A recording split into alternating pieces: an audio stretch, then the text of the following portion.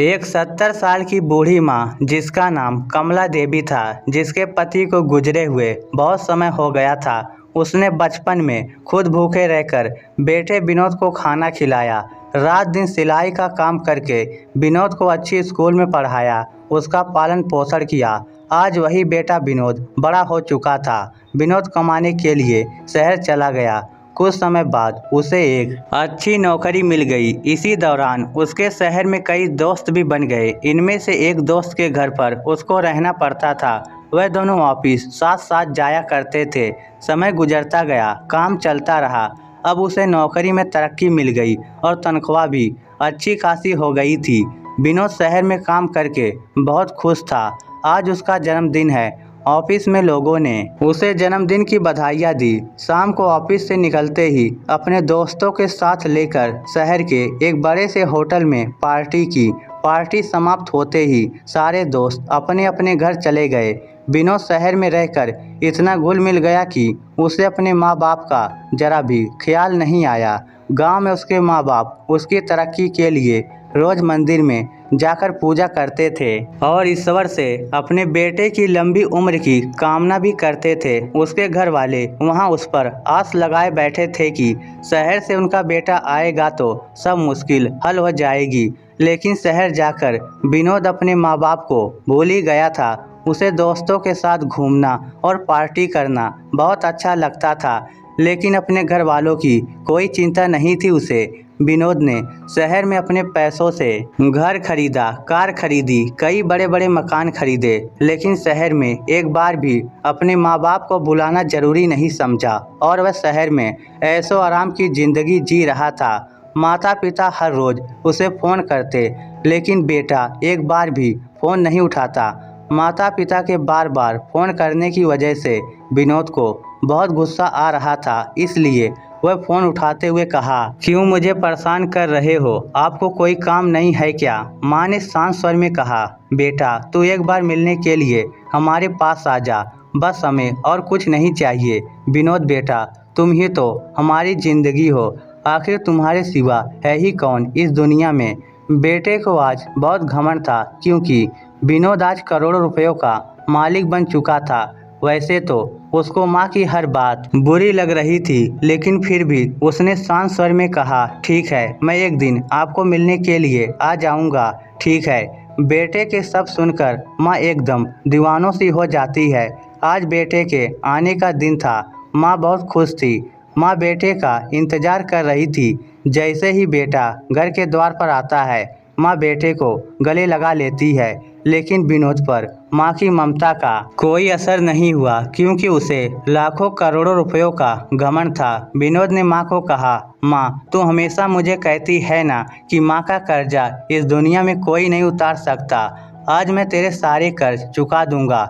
बता कितना कर्जा है तेरा, तुझे क्या चाहिए? घर कार, बड़े बड़े मकान, रुपया, सोना चांदी, जेवर, बता ऐसा क्या दूं जिससे तेरा कर्जा उतर जाए और तू मुझे कभी ऐसा ना कहे कि माँ का कर्ज इस दुनिया में कोई नहीं उतार सकता। कमला देवी ने बेटे को बड़े आराम से कहा, बेटा विनोद एक घर, कार, बड़े बड़े मकान, रुपए पैसे, सोने चांदी से तो मेरा कर्जा नहीं उतरेगा।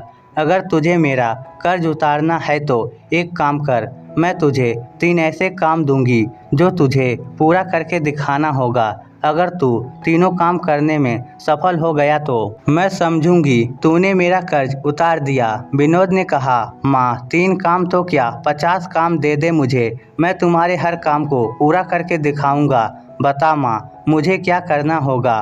कमला देवी ने आज विनोद को पहला काम दिया, जिसमें कमला देवी के कहे अनुसार विनोद को 5 किलो के पत्थर को एक कपड़े में लपेटकर उसे अपने पेट पर सुबह से लेकर शाम तक 24 घंटे तक बांधना था और फिर कमला देवी के पास जाना था। कमला देवी के कहे अनुसार विनोद ने एक पत्थर को अपने पेट पर बांधा और वहां से चला गया। अब उसे पत्थर बांधे बांधे ही अपना दिन भर का सारा काम करना था, लेकिन उसके लिए ऐसा करना मुश्किल हो रहा था। पत्थर के बोझ के कारण वह जल्दी थक गया। दिन तो जैसे तैसे गुजर गया, लेकिन शाम को उसकी हालत खराब हो गई। जब उससे रहा नहीं गया तो वह सीधा माँ के पास गया और बोला, माँ, मैं इस पत्थर को ज़्यादा समय तक बांध कर नहीं रख सकता। विनोद की बात सुनकर कमला देवी ने मुस्कुराते हुए कहा, तुम 24 घंटे भी पत्थर का भार संभाल नहीं सके और मैंने अपनी कोख में तुमको 9 महीने तक रखा और सभी काम करती रही। इसके बाद भी मुझे थोड़ी भी थकान महसूस नहीं हुई और तू माँ के कर्ज की तुलना तेरे कमाए हुए पैसों से कर रहा है। आज विनोद पहली परीक्षा में असफल रहा, लेकिन अभी विनोद का घमंड नहीं उतरा और उसने माँ से कहा, भले ही मैं पहली परीक्षा में असफल रहा, लेकिन तू मुझे और काम तो दे, मैं तुम्हारे सारे काम खत्म करके दिखाऊंगा। कमला देवी ने आज बेटे को दूसरा काम दिया, जिसमें कमला देवी ने कहा, आज रात तू मेरे पास मेरे कमरे में सो जा। अगर तू एक रात के लिए मेरे पास सो जाएगा तो मैं समझूंगी कि तूने मेरा कर्ज उतार दिया। विनोद ने सोचा कि सिर्फ एक रात की ही तो बात है, सो जाता हूँ माँ के पास। उस दिन विनोद माँ के कमरे में ही सो गया। जैसे ही विनोद को नींद आनी शुरू हुई, कमला देवी विनोद को जगा दिया और कहा, बेटा प्यास लगी है, एक गिलास पानी पिला दे। विनोद ने कहा, ठीक है माँ, अभी लाता हूँ। कमला ने थोड़ा पानी पिया और बाकी पानी बेड पर फेंक दिया जहाँ विनोद सोया था। विनोद ने कहा, अरे माँ, ये क्या किया तुमने? तो मेरी जगह सारी गीली कर दी, अब मैं कैसे सोऊंगा? कमला ने कहा, बेटा गलती हो गई, अभी सूख जाएगा, बस एक रात ही तो सोना है तुझे। विनोद जैसे तैसे उस गीले बेड पर सो गया। अभी आंख थोड़ा भारी हुई थी कि कमला देवी ने फिर विनोद को जगा दिया और कहा, बेटा पानी पिला दे। अब विनोद को थोड़ा गुस्सा आ गया और उसने माँ को कहा, माँ, अभी तो पानी पिया था, इतनी जल्दी प्यास लग गई। कमला देवी ने कहा, बेटा गर्मी बहुत ज़्यादा है ना, इसलिए प्यास लग रही है, एक गिलास और पानी पिला दे। विनोद ने थोड़ा मुंह बनाया और पानी का गिलास लेकर आ गया। कमला देवी ने थोड़ा पानी पिया और बाकी पानी फिर विनोद की जगह पर गिरा दिया। अब विनोद का गुस्सा 7वें आसमान पर पहुंच गया।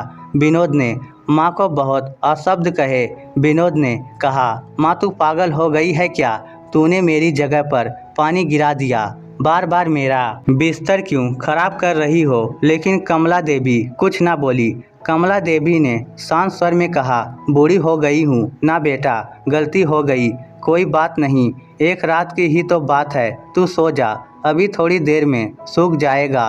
काफ़ी देर तक नींद नहीं आई, लेकिन 1 घंटे बाद फिर से विनोद की आंखें नींद से भारी होने लगी और तभी कमला देवी ने बेटे को फिर से उठा दिया और कहा, विनोद पानी। कमला देवी ने अभी इतना कहा ही था कि विनोद झल्ला उठा और बोला, भाड़ में जाए तेरा कर्जा, मैं जा रहा हूँ अपने कमरे में सोने।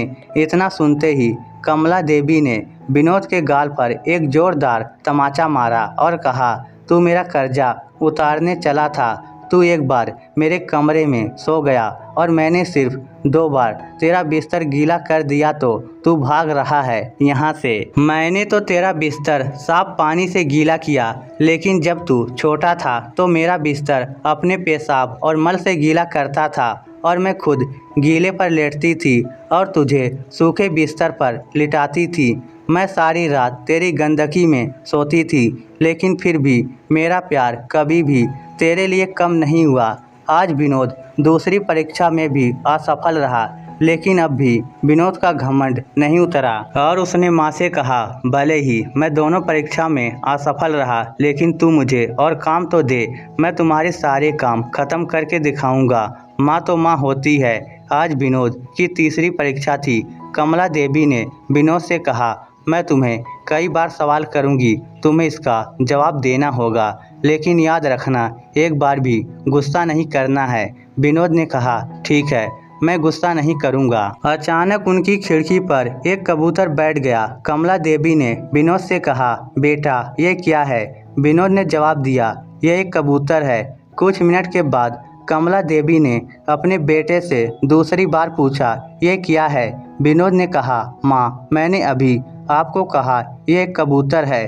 थोड़ी देर बाद कमला देवी ने फिर से अपने बेटे से तीसरी बार पूछा, ये क्या है? इस समय विनोद की आवाज़ में जलन महसूस हुई। तब उसने अपनी माँ से झुंझुलाते हुए कहा, ये एक कबूतर है, एक कबूतर। थोड़ी देर बाद कमला देवी ने फिर से अपने बेटे से चौथी बार पूछा, ये क्या है? इस बार विनोद अपनी माँ पर चिल्लाया और कहा, आप मुझसे बार बार एक ही सवाल क्यों करती हैं? हालांकि मैं आपको कई बार बता चुका हूँ कि यह एक कबूतर है। क्या आप इसे समझ नहीं पा रही? थोड़ी देर बाद कमला देवी अपने कमरे में गई और एक पुरानी डायरी लेकर वापस आई, जिसे उन्होंने अपने बेटे विनोद के जन्म के बाद से बनाए रखा था।